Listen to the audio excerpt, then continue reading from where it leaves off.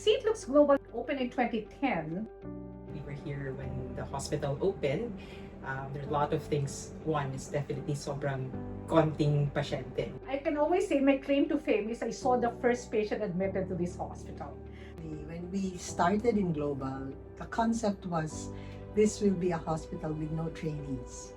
So when this hospital started, obviously there was still no residency program. What we had were hospitalists. I always call them the really the brave souls, the visionaries of the department. It's just Dr. Demere, Dr. Panaligan, Dr. Gorospe. They believed in people. They believed that if they built it, people would come. We would get future residents applying. We would get consultants who would want to teach. Global opened 2010, and then 2012 I came in. So mga 2 years of feeling that there was really no residents. 10 years ago, grabe. It seems like a lifetime ago already. It's been very, very different from what it is now. Definitely, the department has become more organized. The medical field is always changing. There are always new developments in the medical field. Therefore, to cope up with the medical development, we have to always upgrade. What's important, I think, here in Global is that we are very welcoming with new people and new ideas. And I think that's very important to make a hospital grow, that you're not scared of people coming in, bringing new ideas. So there is this desire to be actually open. So when I came in, I was given the kind of mandate that you have to start a training program because St. Luke's is shifting its vision to become an academic center. So we need trainees. So that's why in the end, it's still better to have a residency program. And that's why when this was actually thought of that way, we should open a residency program, I for one was very for it because the mindset, I think, is what makes a big difference. Whether you're going to seeing patients as just a job or you're seeing the patient as you have a sense of ownership to it. There is a vested interest if you are in training. When Dr. Arte La Peña told me that I was the choice of the previous chair, who was Dr. Charity Gorospe, I said, who would I put into the Department of Medicine? So first was to look for a training officer. And so I asked people who would be the training officer that would be good for the department, the young department. So they gave me the name, Dr. Mario Panaligan. And would you believe, hindi ko siya kilala. Yeah, I'm Mario Panaligan, the first determined as a program director, but I was the first training officer of the residency training program in internal medicine of St. Luke's Global. And so I got surprised when Erlene mentioned that there's a 180-degree turn initiated by Dr. Gary Cortez, and he instructed everybody, especially the new chairs, to create training programs. If we would like to have a training program, we should train them. We should allow them to handle our patients for as long as we supervise. The first time we applied for PCP, we thought of only 6 residents. We were kind of, okay, 6. You know what PCP said? You have to hire more. Look at your floors. We said, well, it's still not open, but you have to project. Not everybody really jumped into the ship that say, okay, this is a training program, we're going to cooperate. It wasn't that easy. It was a vision that they, really, not something that everybody would be gutsy to do. Pioneer batch, there were only 10 of them. I would think that they were a very good batch. 10 years ago, Dr. Panaligan was inviting several young MDs to be the pioneer batch. I wouldn't be lying if I told you that I was absolutely terrified. Coming here felt more like a gamble rather than an opportunity.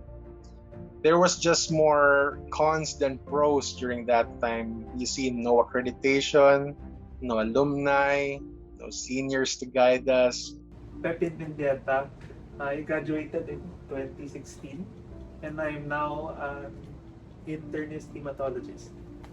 I'm Ana Valderrama Mendieta. I'm now a cardiologist. I graduated 2017. What made me fall in love with St. Luke's?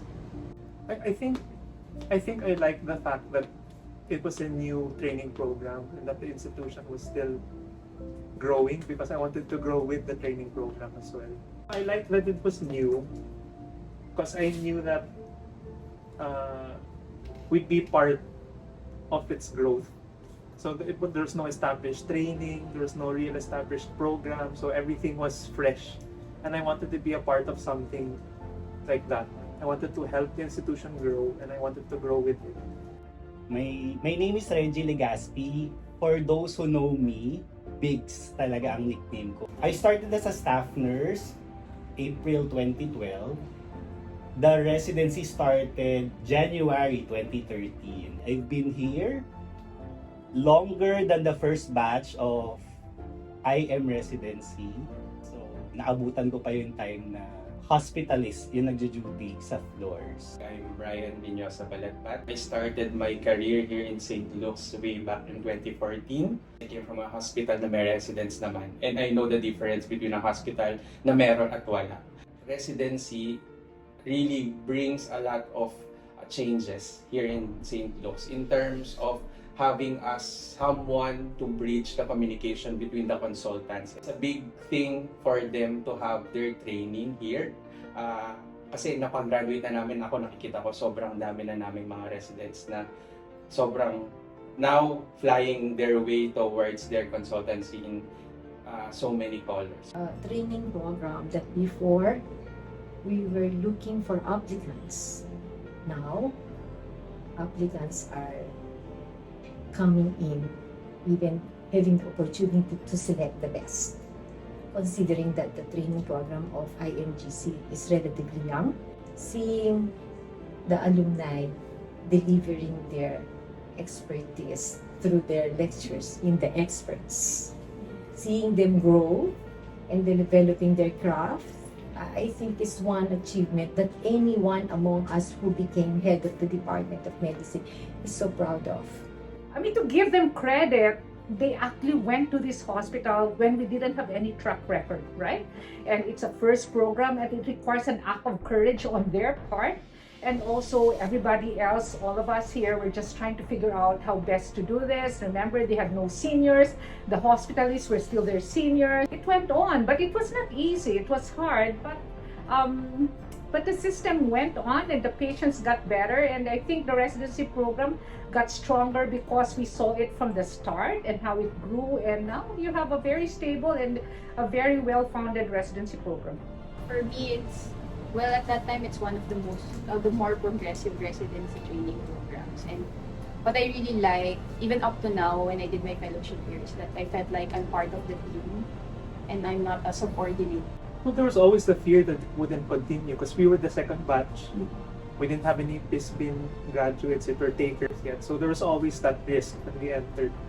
And I think they told us about that. Are you willing to take that risk? But you know how God really builds a department if you put your trust in the Lord.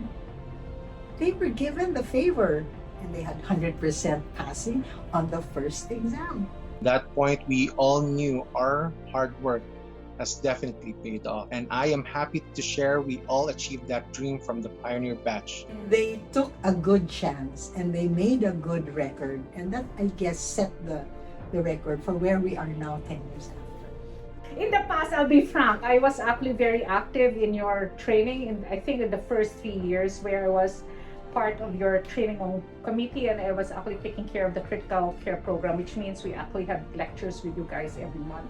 I think I remember when we started training, the consultants will always push us to use and hone our clinical eyes because, being in a private institution, you have a lot of labs, you have a lot of diagnostics, so sometimes you lose that aspect of being a physician. And it was always balanced with us. No?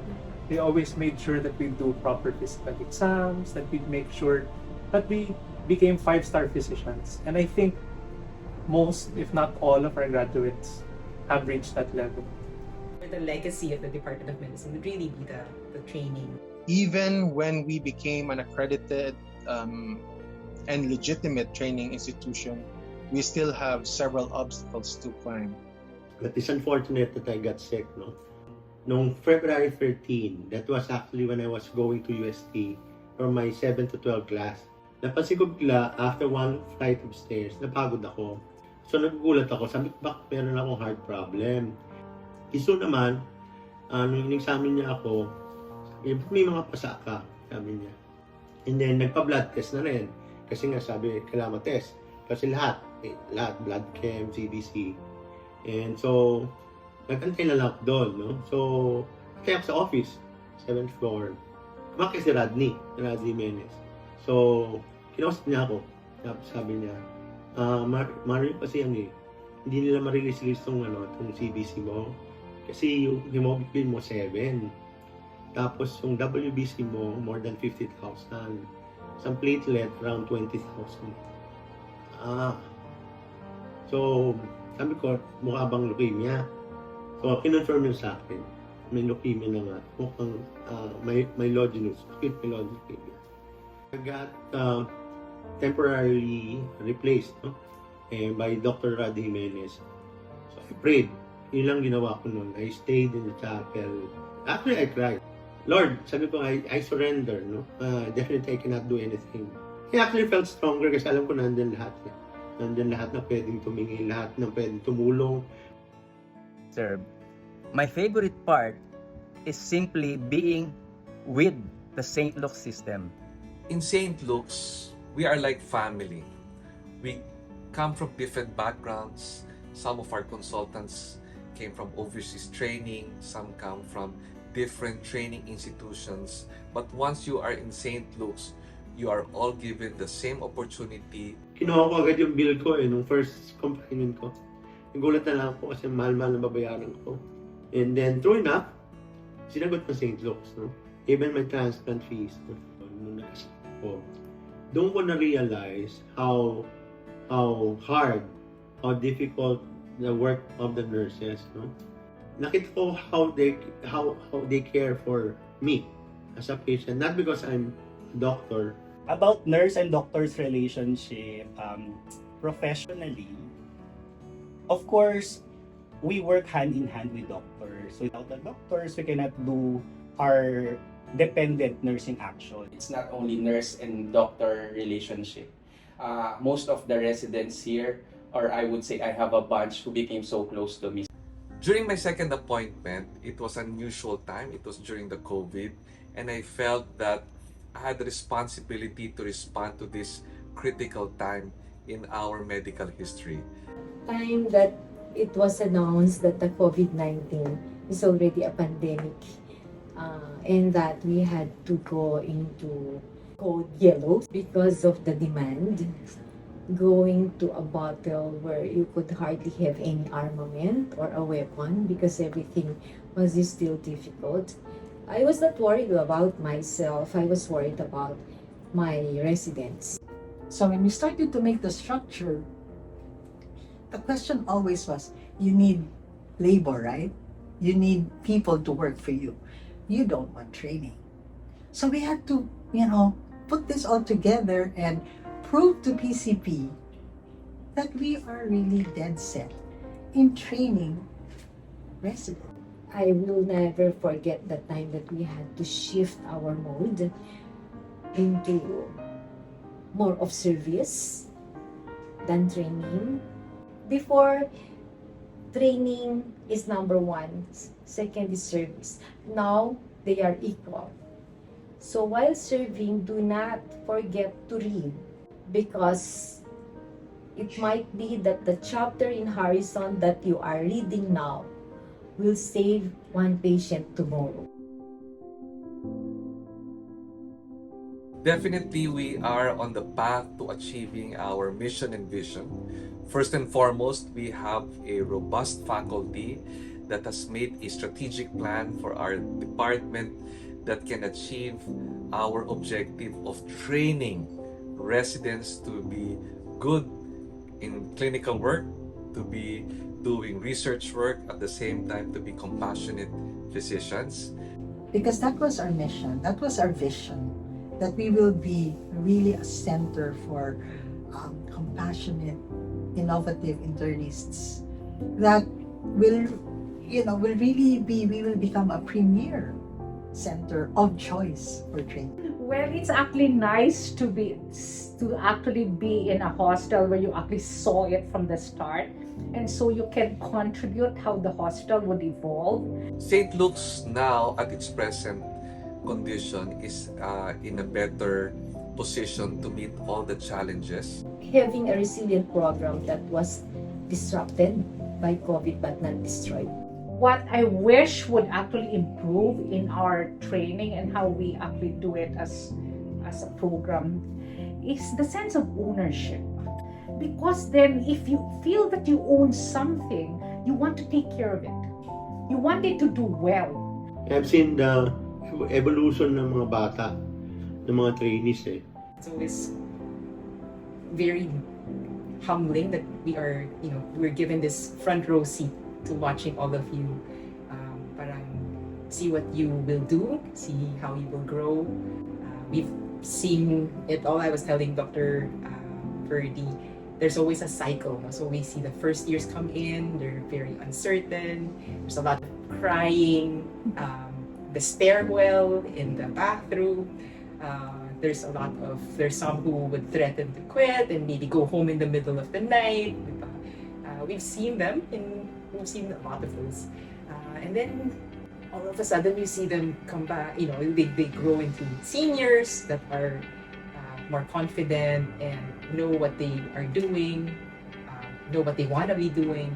It's very gratifying to see that process happen. Let's say you really love IM. St. Luke's makes you love it even more because you're part of the decision-making process. Like whenever we do rounds, the consultants would always be like, okay, what's your plan? But not in a scary way or in like, what's your plan because you don't know, but it's what's your plan because I'm interested in what you're thinking. So that was the culture that we grew up in. Definitely, we found a lot of lifelong friends here. So most of the time, that's why I like taking pictures because I remember. But yes, it's short. I think one of my things is that I tend to be a little bit more with changes. It takes a little time. So I do miss the people who finish, but I'm happy to see them when they finish, and then happy to get the new ones come in. And then yun nga, sabi ko nga, we always try to put in a little bit more of yung mga common activities like team building, yung mga midweek, and to document them so that you can look back and remember. There's now 115 graduates, 10 years, right, since training started. And I know this will go even higher, right? I mean, boundless, because I guess we started right. The greatest challenge of being in a relationship while you're training is really, for me, is time. So, really, you need effort and commitment. I mean, in everything you do naman, the training program has produced a lot of, if not the best or excellent graduates, good graduates, and we're good clinicians. I think that's one thing I'm proud of. And would you know that I texted the accreditation head who gave us the first accreditation? I said, sir, we're already 10 years. And then you know what he said? Yeah, it's been a long time. And your department has really shown so much successes over the years. Residency training is really a life journey.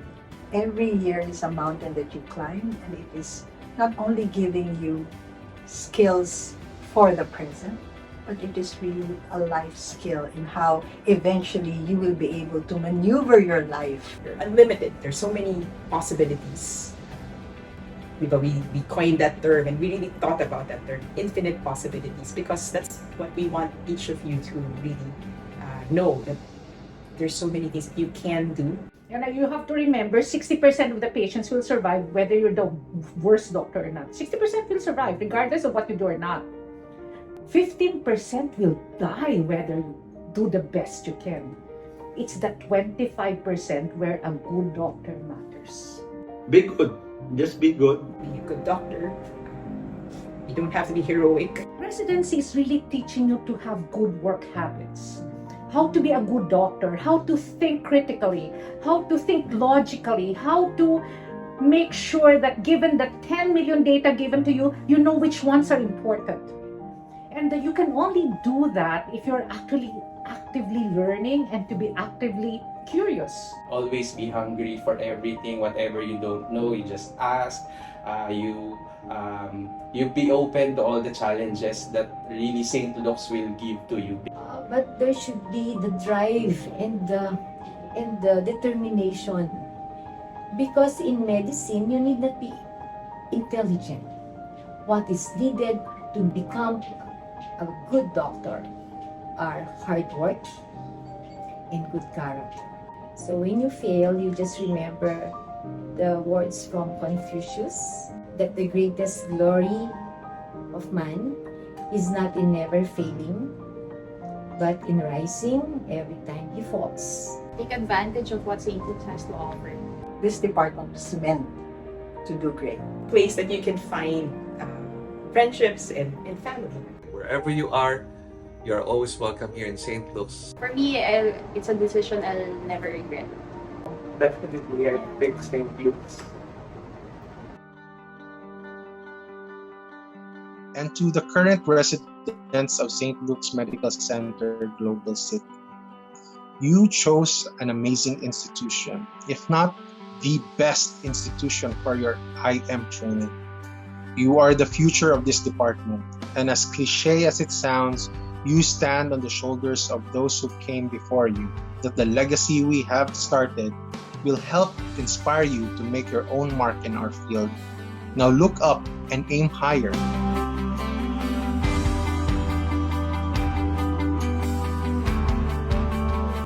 I am Annette Razon. I am Camille Pascasio. I am Kurt Tolentino. And I am the future. We are St. Luke's Global IM, and we are the future. The future is here. The future is now. The future is in St. Luke's Global.